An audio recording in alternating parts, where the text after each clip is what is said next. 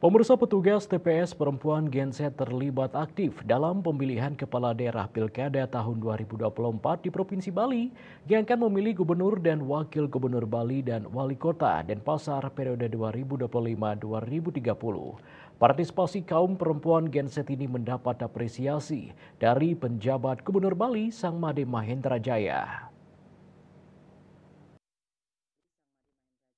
Saya meninjau TPS 08 Kertasari mengatakan mengapresiasi anak-anak muda Gen-Z mau terlibat dalam penyelenggaraan pilkada di Bali. Apresiasi anak-anak muda kita Gen-Z mau terlibat di dalam penyelenggaraan pilkada di Bali. Ini luar biasa loh.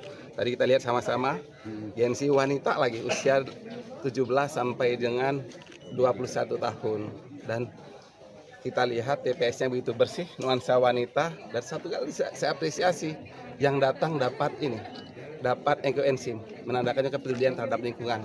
Makasih, dan saya percaya kalau seperti ini anak-anak kita sudah semakin sadar berdemokrasi.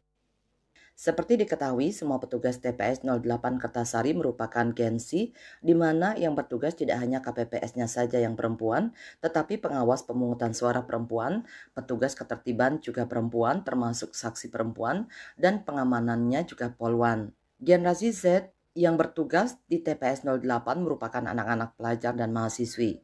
Mereka anak-anak perempuan yang masih sekolah SMA, kuliah, atau baru lulus kuliah yang umurnya mulai dari 17 sampai 23 tahun. Saputra Bali TV.